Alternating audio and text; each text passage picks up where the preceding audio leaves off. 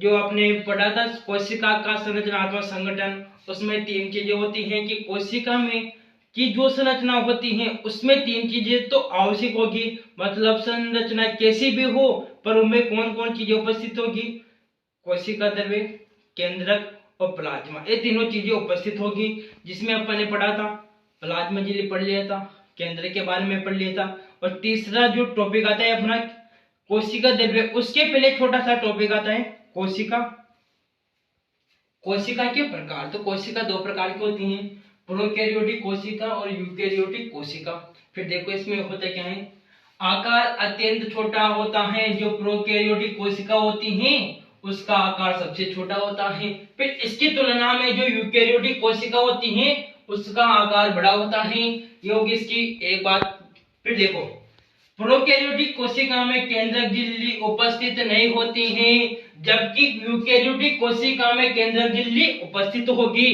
फिर देखो गुणसूत्र, जो प्रोकैरियोटिक कोशिका होती है उसमें गुणसूत्र एक होगा। फिर देखो यूकैरियोटिक कोशिका में गुणसूत्र एक से अधिक होगा, मतलब एक तो होगा ही सही, एक से भी अधिक होगा गुणसूत्र। फिर देखो अगर आपसे पूछ ले कि प्रोकैरियोटिक कोशिका की उदाहरण बताइए, तो आपको बताना है कि उदाहरण क्या होगा, बैक्टीरिया।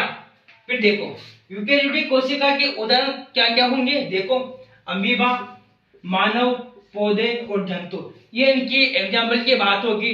फिर ये छोटा सा टॉपिक खत्म होने के बाद अपना मेन टॉपिक आता है कोशिका द्रव्य, कि कोशिका द्रव्य होता है क्या है, जो देखते हैं।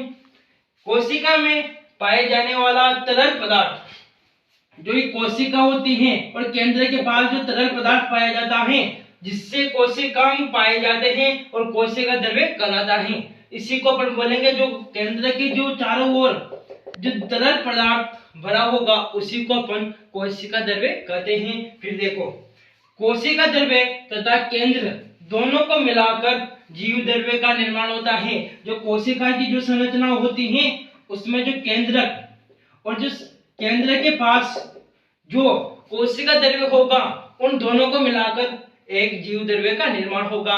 इसमें अपना टॉपिक खत्म होता है कि कोशिका का संरचनात्मक संगठन। इसके बाद अपना अगला टॉपिक आता है कोशिकांग, कि कोशिकांग होता क्या है अगले वीडियो में देखते हैं अपन। ओके।